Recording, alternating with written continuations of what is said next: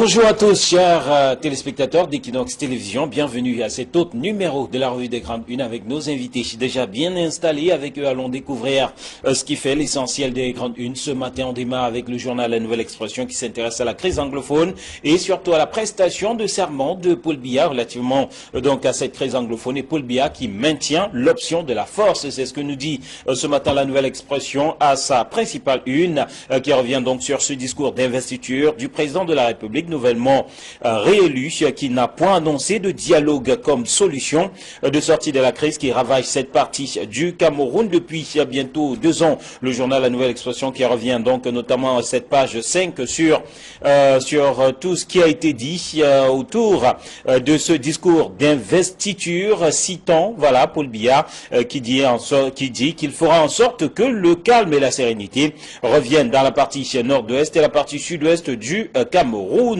Entre autres déclarations de Paul Biya. Le journal qui rapporte aussi que lors de ce discours d'investiture, le président Paul Biya a reconnu que plusieurs milliers d'habitants des régions anglophones n'ont pas participé au vote à cause de la crise dans cette partie du Cameroun. Toujours dans les colonnes de La Nouvelle Expression, ce curieux enlèvement du côté de Bamenda avec 82 personnes qui en ont été victimes, 79 élèves, un enseignant, un chauffeur et le principal d'un collège qui ont été kidnappés hier matin, mardi, donc dans la capitale régionale du Nord-Ouest, une opération spectaculaire qui suscite beaucoup d'interrogations depuis le déclenchement de la crise anglophone en 2016, même si des informations parues ce matin font état de la libération donc de ces personnes. Le sous-préfet de Bafoussam Ier qui traque les journalistes, Grégoire Essonobodo, a promis des représailles à l'encontre de quiconque rendrait compte de la marche du MRC, même si le constat est fait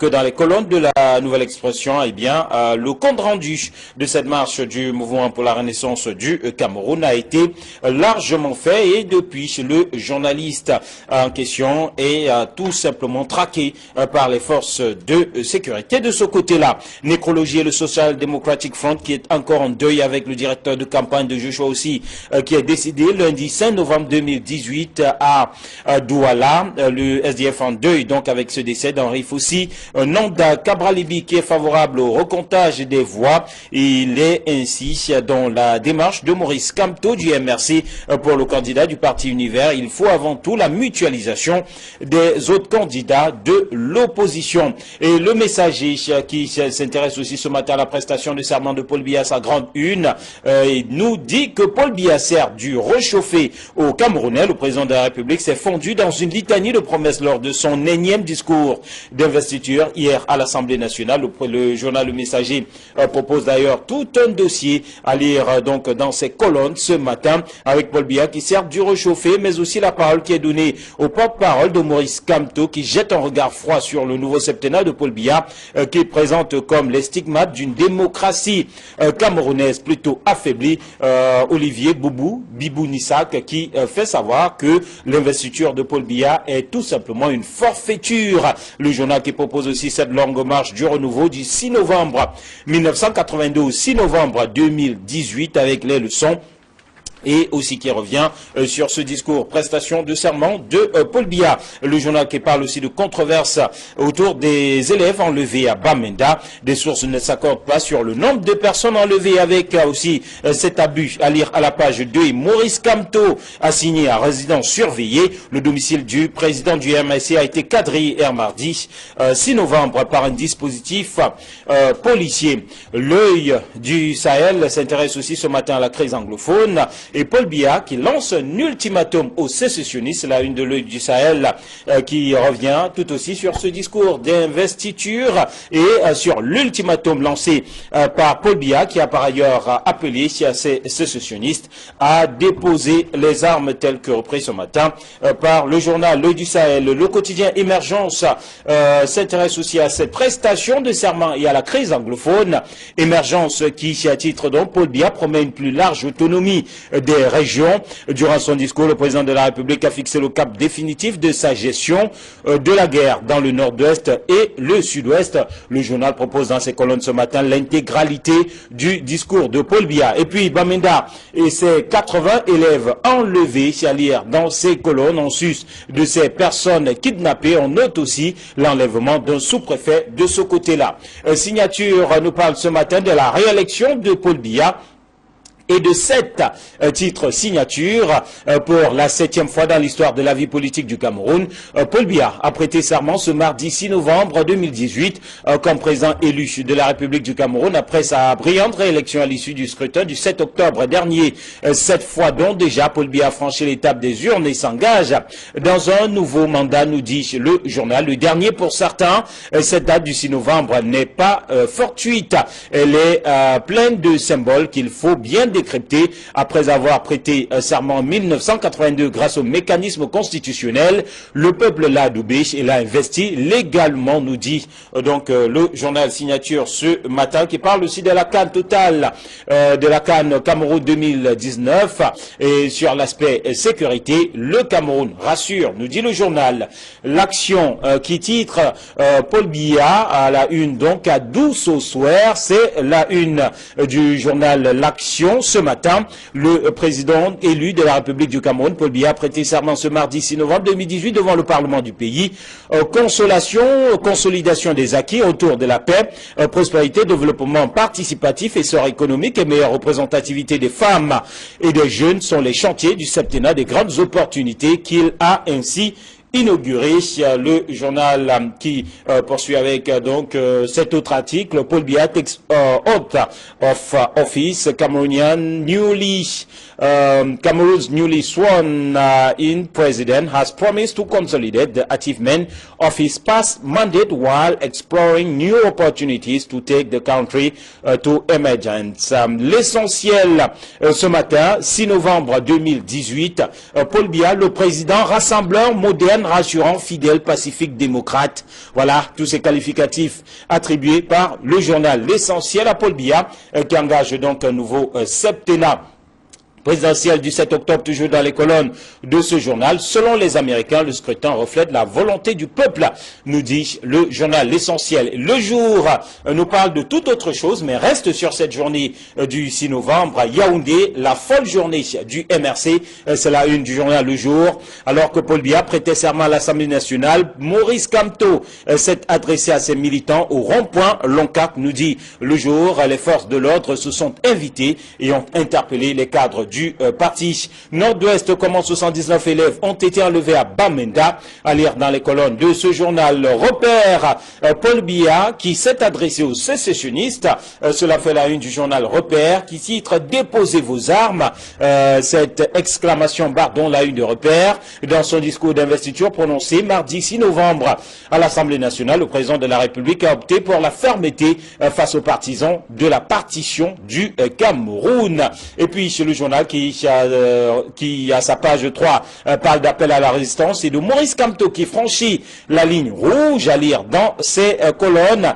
Info Matin s'intéresse aussi à cette prestation de serment, mais pense que Paul Biya tend la main aux sécessionnistes. C'est la une de Info Matin, tout en promettant le rajeunissement du personnel politique et l'intensification des efforts de développement. Le chef de l'État réélu reconnaît que les secteurs des routes, de l'eau, de l'énergie ont connu des avancées notables au cours du précédent septennat. Un dossier proposé ce matin par le journal Info Matin dans ses colonnes. Et puis mutation, avis qui s'intéresse au septennat 2018-2025. Avis de tempête sur la gérontocratie, c'est la une de mutation. Le chef de l'État réélu s'engage à associer les jeunes à la gestion des affaires publiques. Paul Biya déclare également qu'il fera tout pour ramener la paix dans le nord-est et le sud-ouest. Le serment du président de la République de 1982 à 2018 passer tout simplement au crible dans les colonnes de mutation avec en prime les analyses de Claude Abbé, Max Mbida, Viviane Ondoa-Biolé, à lire donc dans un gros dossier consacré à cette actualité dans les colonnes du journal Mutation. Le quotidien de l'économie s'intéresse aussi à ce septennat 2018-2025 sous le prisme économique, début du septennat à la loupe du FMI. Nous dit le quotidien de l'économie, hier 6 novembre 2018, jour de prestation de serment de Paul Biya pour son 7e mandat au terme de l'élection présidentielle du 7 octobre dernier. L'équipe de mission du Fonds monétaire international est à sa 3e journée au Cameroun pour une 3e évaluation du programme économique et financier qui touche aussi quelques entreprises à capitaux publics. À lire donc dans les colonnes de ce journal. Et puis le Popoli qui reste sur la crise anglophone ce matin, les Amazoniens qui enlèvent 11 élèves, c'est ce qui barre la une du journal satirique Le Popoli. Cameroun Tribune s'intéresse à l'investiture de Paul Biya tout aussi et titre donc historique, c'est la une de Cameroun Tribune portée ici par une formidable liesse populaire. Le président de la République a prêté serment hier et entamé son nouveau mandat en prenant des engagements forts. Détermination à ramener la stabilité dans les régions du nord-ouest et du sud-ouest, accélération de la décentralisation, participation accrue des jeunes à la prise de décision, un dossier aussi tout aussi volumineux à lire donc dans les colonnes du journal du quotidien gouvernemental Ouest Littoral. Pour terminer, Ouest Littoral parle aussi de la prestation de serment de Paul Biya, le sacre d'un roi fainéant, nous dit Ouest Littoral. On aura tout vu avec ce chef de l'État au Parlement. Ce jour, on a découvert un homme qui semblait découvrir l'étendue de sa fonction après plus de 36 ans de règne et comme un prestigitateur, nous dit Ouest Littoral, il s'est évertué à beaucoup parler sans rien dire, essayant par des mensonges de masquer un très long bilan calamiteux, nous dit le journal Ouest Littoral, et qui nous permet de retrouver sur ce plateau nos invités. Idriss Lissom du quotidien de l'économie. Bonjour. Bonjour Eric Marcel, bonjour à tous les téléspectateurs. Voilà, bonjour tout aussi à Hervé Villardélé du journal La Nouvelle Expression. Bonjour Eric Marcel, bonjour à Idriss, bonjour à tous ceux qui nous regardent ce matin. Alors, on constate tout simplement que ce matin, tous les journaux se sont focalisés sur cette prestation de serment de Paul Biya. La Nouvelle Expression nous parle de la crise anglophone d'ailleurs, qui revient dans plusieurs autres journaux. Et Paul Biya qui maintient l'option de la force. Idriss Lissom, malgré les critiques, malgré les appels au dialogue, malgré les appels que l'on a notés d'ailleurs dans les lettres de félicitations au lendemain de l'annonce ou de l'officialisation de sa réélection, le journal La Nouvelle Expression nous dit l'option de la force reste l'option choisie par Paul Biya. Oui, il faut dire qu'à la lecture du discours du chef de l'État, et même ceux qui l'ont écouté, parce que presque tous ces journaux, Messager, Nouvelle Expression, ont dû publier aujourd'hui dans l'entièreté le discours du chef de l'État. Donc lorsqu'on le lit, et lorsqu'on voit la une, Paul Biya maintient l'option de la force, c'est ça, c'est bien rendu. C'est véritablement... Comment est-ce que vous appréciez justement ce choix? Alors maintenant, l'appréciation, pour moi, l'appréciation ne peut que se faire sur la supputation. Parce que je suis persuadé, tel qu'on connaît Paul Biya depuis 36 ans, il n'aurait pas dû, il n'aurait pas fait une autre annonce. Vraiment, une autre annonce aurait été véritablement un chamboulement dans sa perception des choses. Donc, Paul Biya maintient la force, c'est ça, c'est sa logique, c'est comme cela. Mais je suis sûr, Eric Massa, qu'au-delà de cette annonce, avec tout ce que nous avons vu, ceux qui ont félicité le chef de l'État, avec les orientations qui ont été données, je suis persuadé que derrière cette main de fer, derrière cette force, il y aura sûrement une position de dialogue pour faire avancer. Je suis persuadé de cela. Mais tel qu'on connaît l'homme, dans sa démarche et dans son style, il n'aurait jamais fait, on dit, baisser la garde. Donc il est resté ferme et c'est vraiment l'option de la force, mais sûrement qu'au-delà de la force qui va continuer, il y aura un garde de voilà. Alors, sur cette option de la force, Hervé Villard, votre lecture? Oui, il faut dire que je ne m'attendais pas à mieux, il faut être honnête. Vous vous souvenez qu'au lendemain des événements de février 2008, le chef de l'État était sorti pendant qu'on attendait qu'il apaise les cœurs parce que les gens avaient essayé de mettre de la faim. Il a déclaré à haute et intelligible voix à qui voulait entendre que le pouvoir ne se gère pas dans la rue. Je pense que c'est un discours similaire à celui qu'il avait déclaré en 2008, donc je n'étais pas du tout surpris.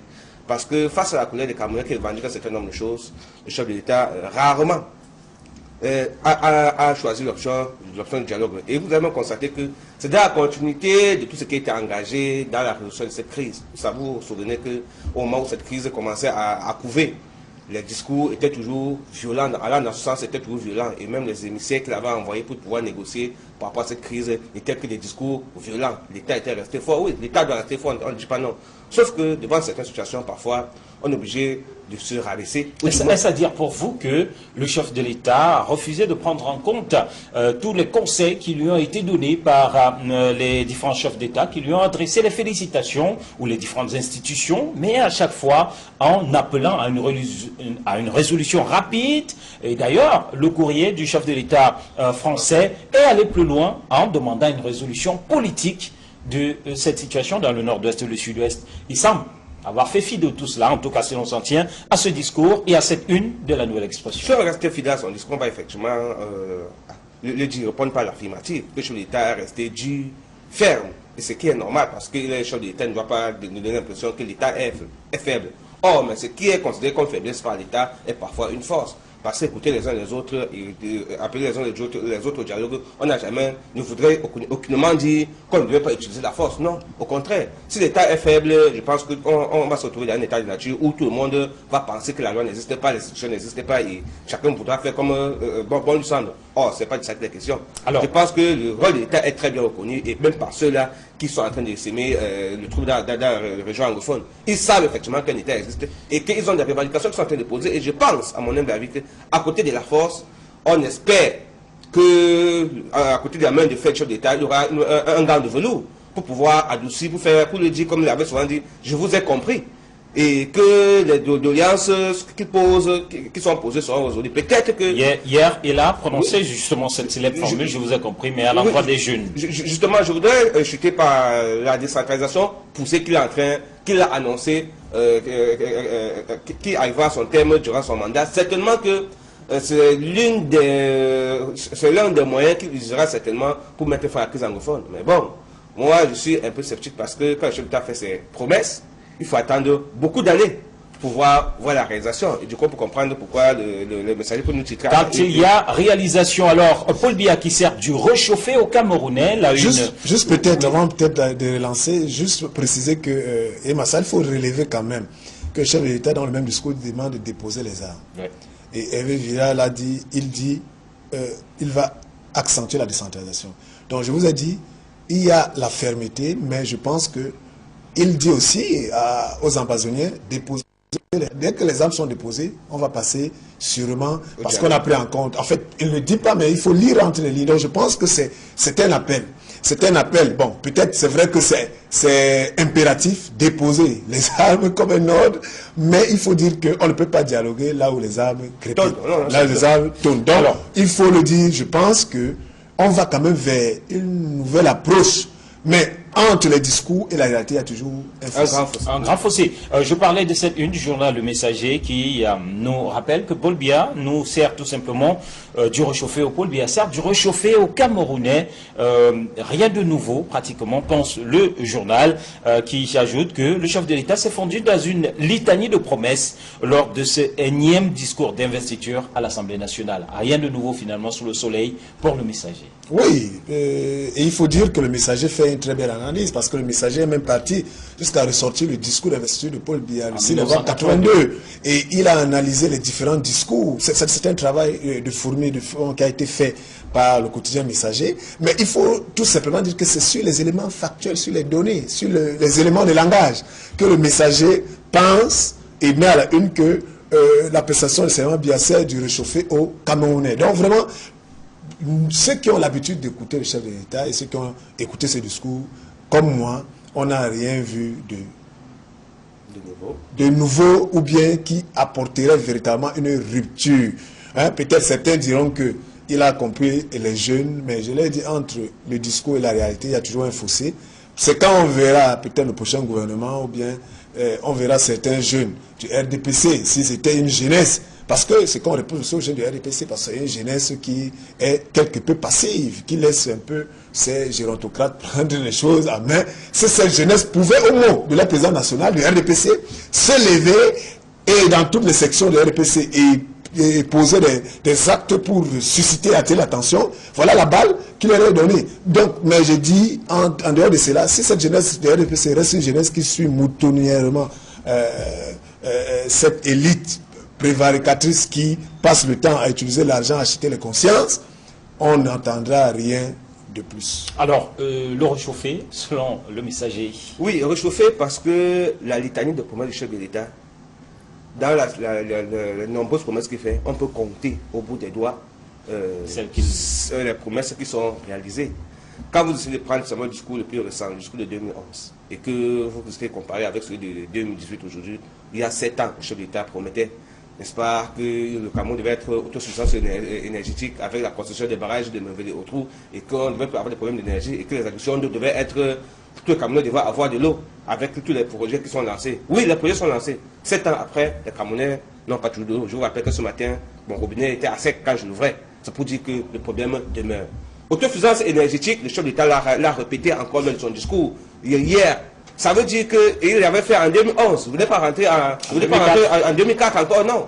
Toutes ces promesses sont répétées. Donc, du coup, le message est bien fondé de dire que c'est du réchauffé. Et on va comprendre qu'entre autres, bon, il a promis certainement, sur le plan démocratique, n'est-ce pas, de finaliser la démocratie du Cameroun avec la création des institutions. Oui, on a vu le Sénat, on a vu le Conseil constitutionnel, qui ont oui, c'est quelques promesses qui sont réalisées. Et le reste, vous avez constaté que le chef d'État fait 10 promesses. Vous allez voir qu'à la fin de son mandat, 7 ans après, à peine 2 ou 3 sont réalisées. Or, du coup, quand ça n'atteint pas la moyenne, quand on ne peut pas ressentir ça au niveau du bas peuple, quand les habitants de mon petit village à Pichicha ne peuvent pas sentir que le chef d'État, le discours du chef d'État affecte leur vie, comment ne voulez-vous pas que on puisse penser effectivement que le chef d'État s'est dû réchauffer parce qu'on a l'impression que le discours elle se limite peut-être dans les centres-villes où des grands projets sont réalisés. On est en train d'aménager la route à Douala, oui, peut-être que parmi quelques projets structurants qui sont engagés, mais dans mon village, je vous rappelle que pour sortir avec une région de manade, monsieur, si vous n'avez pas une moto qui a beaucoup de force, vous ne sortez pas. Donc ça veut dire que le problème de route ne concerne pas seulement les métropoles. Absolument. Pour que ce projet, son discours soit vrai, il faut que le Camerounais qui est au fin fond du village ressent que la route arrive là-bas et que le développement, les voies de communication suivent. Par exemple, alors...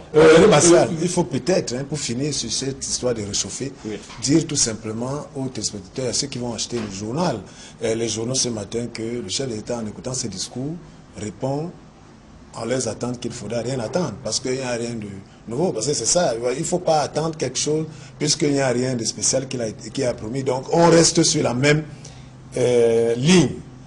Aucune démarcation habituelle, donc alors, rien de spécial, rien à attendre. Alors, quelle peut être la place de cet ultimatum lancé aux sécessionnistes? On a commencé justement par cela. Et l'œil du Sahel en parle ce matin, cet ultimatum aux sécessionnistes. Quelle peut être sa portée? Oui, en fait, ça rejoint un peu ce que j'ai essayé de dire tantôt. Tout simplement qu'il y a sûrement derrière cette menace, derrière cet ultimatum, des actions cachées. Donc, on aura le temps de voir avec les jours qui suivent. Peut-être que ce matin on annonce que les otages ont été libérés. Peut-être que ça montre que peut-être que les forces de maintien et l'autre vont passer à une autre étape de ce conflit, parce qu'on a souvent dit qu'il n'y avait pas de droit de poursuite et qu'il faut faire un ratissage. Attendons de voir. Donc peut-être pour dire que maintenant que le chef de l'État le processus électoral est terminé et qu'il a une nouvelle légitimité, il va véritablement frapper la main sur la table et essayer de ratisser l'âge. Attendons de voir. Relativement à cela, le quotidien Émergence fait savoir que Paul Biya promet une plus large autonomie des régions.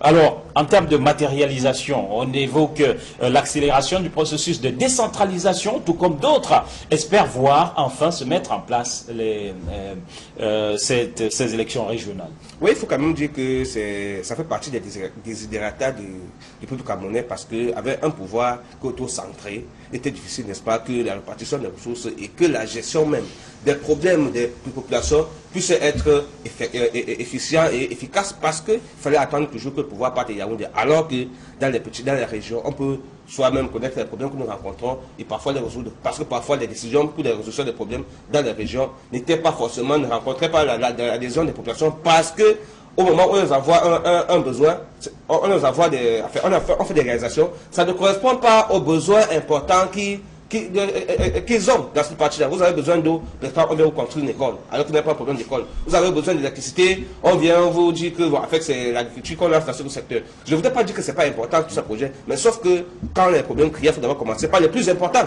Et au fur et à mesure, de manière de crescendo, on va résoudre les problèmes. Et je pense également que la décentralisation qui est engagée et qui sera poussée, certainement qu'on espère... C'est à ce niveau une sorte de réponse de Paul Biya à ceux-là qui, vous savez que le débat est sur la table, à ceux-là qui espéraient voir, qui penchaient par exemple pour l'option du fédéralisme en lieu et place de cette décentralisation, qui pour les partisans du fédéralisme a montré ses limites. Bien sûr, je pense que c'est une réponse. C'est vrai que fédéralisme et décentralisation, bon, ce sont quand même des voisins. Même si sur le plan étymologique, on va dire que les définitions sont différentes. Sauf qu'au niveau du mode de gestion, parfois ça se ressemble. Sauf que peut-être au niveau du pouvoir politique, tout simplement qu'il y a une petite différenciation à faire. Bon, maintenant, il faut quand même reconnaître que tous les Camerounais veulent que le Cameroun reste un État paisible et que toutes les zones de conflit, que les conflits soient de ce côté-là. Et entre autres revendications des sécessionnistes du côté anglophone, c'était entièrement tout ce côté du Cameroun, pendant que certains demandaient le fédéralisme. Maintenant, cette décentralisation peut être un moyen pour mettre fin à ce conflit et permettre à ces différentes parties du Cameroun de pouvoir prendre en main le développement. Je pense que ce sera un bénéfice pour tout le monde, parce qu'il faut quand même reconnaître que cette guerre nous affecte tous. En plus de perdre des populations camerounaises et les plus proches et les forces de l'ordre, il faut quand même reconnaître que le Cameroun perd sur le plan économique. Il dit que c'est mieux placé ici parce que les représentants, en fait, travaillant dans un journal très économique. Alors, sur le septennat à venir, 2018-2025, Mutation pense, ou à le titre, cherche cet avis de tempête sur la gérontocratie, alors que le quotidien de l'économie estime que c'est un début de mandat qui est tout simplement à la loupe du Fonds monétaire international. Oui, plus difficile que jamais. C'est pour cela qu'il faut comprendre que, est-ce que, telles que les entreprises parapubliques sont gérées, vous n'avez qu'à prendre ces entreprises et les scanner, comme on dit, recrutement, fait n'importe comment, la gestion. On a constaté, en regardant tout le dernier septennat, que plusieurs conseils d'administration ont validé les budgets, accepté les comptes, et après on a vu les DG se retrouver en prison. Donc c'est pour dire que, est-ce que ce type de gestion va continuer? Parce que, est-ce que ce n'est pas de goulot de travail? Et regardez comment l'État finance ces entreprises publiques. C'est la raison pour laquelle... maintenant, pour pouvoir amener à l'État, vous avez vu dernièrement à N'Djamena, avec le sommet de la CEMAC, spécialement pour rappeler l'orthodoxie de la gouvernance à ces États de la CEMAC, parce que cela s'est fait comme si... Et lorsque on parle de cette gérontocratie, où viendront les ressources? Lorsqu'on a une zone comme le sud-ouest, avec un CDC qui produit plus rien, qui est fermé, avec le cacao de ces zones-là, voilà une campagne cacaoyère qui est en train de finir. Il n'y a aucune entrée, c'est-à-dire que toutes les plantations cacaoyères du sud-ouest sont complètement à l'abandon. Le cacao est pourri dans la forêt parce que personne n'y est plus, parce que les gens sont partis. D'où viendront les ressources? Lorsqu'on regarde que du côté du Pamol, de ce côté tout du sud-ouest, du côté de ces plantations, tout est abandonné. Parce que c'est bien beau de faire des discours, de parler, mais il y a un manque à gagner. L'argent, le budget qui va être voté là, dans quelques jours à l'Assemblée nationale, sera-t-il équilibré? Le fait qu'il y ait le nord-ouest et le sud-ouest dans cette situation fait de telle sorte qu'on ne sait pas d'où les ressources viendront. Entre-temps, on a vu la semaine dernière les entreprises privées qui ont le GICAM qui a dit au ministère des Finances, mais attention, vous nous étranglez, on est en train de mourir, on n'arrive pas, non seulement les PME ne sont pas payés parce que la dette de l'État, et on est en train de déflater dans les entreprises privées. Il y a les gens qui ont des arrêts de salaire de 3 à 5 à 6 mois. Voilà le tableau triste, grave, dans un pays qui est là. Est-ce que face à cela, et le FMI qui vient encore dire verrouiller, fermer les vannes, bon, J'ai l'impression que 2019 risque n'est pas d'être du tout gai. Voilà, peut-être tout cela commence aussi par la réduction du train de vie de l'État. Allez, cette folle journée du MRC, le Mouvement pour la Renaissance du Cameroun, à la une du quotidien Le Jour, folle journée du MRC, pendant que Paul Biya prêtait serment, eh bien, Maurice Kamto, de son côté, n'est pas resté les bras croisés, Hervé. Je pense que Maurice Kamto est resté logique par rapport à tout ce qu'il a déclaré au lendemain des élections. Vous vous souvenez qu'il avait dit que j'ai tiré le penalty et le but est entré. Je pense qu'il est resté logique et parce qu'il fallait bien qu'il continue à revendiquer l'élection qu'il dit avoir gagné. Et je pense qu'à Nouvelle Expression avait même publié les résultats que lui, il avait les résultats de ces élections version Maurice Kamto. Pour qu'on essaie de voir, pour permettre quand même puisse voir justement.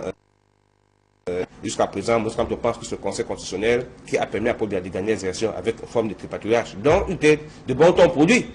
Et les militants du MRC qui ont, pendant la semaine dernière, engagé de plusieurs revendications sur le triangle national autour du programme national de résistance. Qu'il continue cela, parce qu'en fait, il est en train de revendiquer son vote. Et souvenez-vous qu'il a toujours demandé, il a rappelé la dernière fois qu'il fallait qu'on passe au comptage de voix parce qu'il est certain qu'il a gagné. Donc, c'est en tant que président de l'un des principaux partis d'opposition aujourd'hui, ça toutefois blessé sensibilité, c'est quand même dans sa logique de revendiquer. Je pense qu'une forme de revendication, et même pour moi, c'est une forme de campagne encore. Campagne parce qu'il veut toujours rester dans l'esprit des Camerounais. Les élections présidentielles ne sont pas finies malgré les investitures. Et on pense qu'avec les instances africaines, panafricaines qu'il a certainement saisi pour que l'on puisse faire le recomptage de voix, il y aura gain ou non. Attendons de voir. Alors, Maurice Kamto, résident surveillé, folle journée du MRC à Yaoundé, le MRC qui est resté tout de même au devant de l'actualité, malgré l'encerclement et l'empêchement policier. Oui, c'est de bonne guerre, hein, c'est resté logique, tel que l'a dit Hervé Viard. Mais maintenant, il faut le dire que je ne sais pas si c'est dans le Messager qu'on a lu un peu une interview de... Olivier Bibounissak. Oui, bon, pas le porte-parole de MRC, mais le doyen de l'UPC, Ougli Massaga, oui, qui demandait au MRC de revoir un peu sa stratégie. Pas que le combat n'est pas juste, et il leur demandait de revoir la stratégie, parce qu'il faut absolument aujourd'hui que le combat continue au niveau du recomptage, tel que c'est fait, et avec les instances panafricaines qui ont été saisies. Il faut dire qu'il est important de mettre en mouvement. Et quand Hervé Viard disait tantôt que le MS aujourd'hui est le leader de l'opposition, j'ai dit, oui, après la présidentielle, oui, mais il faut faire attention. Parce que le SIF est le leader de l'opposition. Le SIF a des conseillers municipaux, a des maires, et a une structure du parti qui est présente sur le terrain et qui peut se mobiliser. Et alors on attend de voir le MRC dans la structuration du parti. Parce qu'on est dans une élection présidentielle où on peut gagner l'élection parce qu'on a la sympathie et tout. Mais maintenant, c'est la structuration du parti qui doit pouvoir continuer le combat, qui est dans un combat logique et légitime de défendre, parce que c'est de ça qu'il est question. Ont de la sympathie, qui ont voté pour le candidat, doivent pouvoir se mettre en mouvement et structurer sur le plan des arrondissements, des départements, au-delà de faire des discours, des trucs, c'est de ça qu'il est question. Alors, pour que on se prenne, parce que ce combat, c'est un combat juste. Alors, et il faut aussi prendre en compte la proposition de Cabral Libi qui dit qu'ils ont ces 13 000 PV et que le MLC amène ces PV et que déjà, en attendant le recomptage, mutualise justement ces PV avant maintenant de solliciter, parce que ce sera un élément factuel et clair, de précis, pour qu'on vérifie si ces PV sont les mêmes avec Elecam, et on saura que c'est les 20 PV. Si c'est faux, on verra d'où vient l'erreur. Qui a les faux PV? Messieurs, pour sortir cette affaire d'enlèvement curieux, c'est vrai qu'on nous fait savoir que ces enfants ont été libérés ce matin, ces élèves du côté de Bamenda, mais il faut dire que la plupart des journaux trouvent cela bien curieux, cet enlèvement. En quelques secondes, je voudrais que chacun puisse dire un mot là-dessus. Oui, curieux parce que quand même c'est au centre-ville de Bamenda et on fait ces informations que nous parviennent, ça fait quand même partie des établissements qui étaient les plus gardés par les forces de maintien de l'ordre et même de défense. Certains pensent qu'il s'agit tout simplement d'une une entourloupe, une machination certainement pour à la fin, dès qu'on va libérer, de faire savoir que les forces de l'ordre ont suffisamment agi et que force revient au chef de l'État. Mais bon, je ne sortirai pas sans dire un mot sur quand même les journalistes qui sont séquestrés depuis un certain temps, et notamment notre confrère Vivien Tonfac, qui en train de souffrir à absence. Je vous rappelle qu'il ne va plus au bureau parce que le bureau, il y a les éléments d'articles de temps en temps qui sont à sa recherche, parce qu'il faudrait bien, vous l'avez rappelé ici, parce qu'il faut respecter ce que dit les préfets. Pourtant, le juge doit être libre et faire son travail en respectant l'éthique et la déontologie du métier. Absolument. Quand on laisse justement les journalistes travailler, ce ne sont pas les journalistes qui font l'actualité, ce sont les faits et les journalistes rencontrent. Donc vraiment que ces journalistes traqués soient véritablement, qu'on les laisse vaquer à leurs occupations. On ne peut pas être tranquille et rester tranquille face à ce type d'intimidation. Voilà, malheureusement, ces restrictions de liberté sont de plus en plus notées et notoires sur le terrain. Merci messieurs d'être venus, merci à vous qui êtes restés en notre compagnie, chers téléspectateurs. Demain sera notre jour, nous serons là pour un autre numéro. Entre-temps, nous souhaitons tout simplement une très bonne suite sur Equinox Télévision. Au revoir.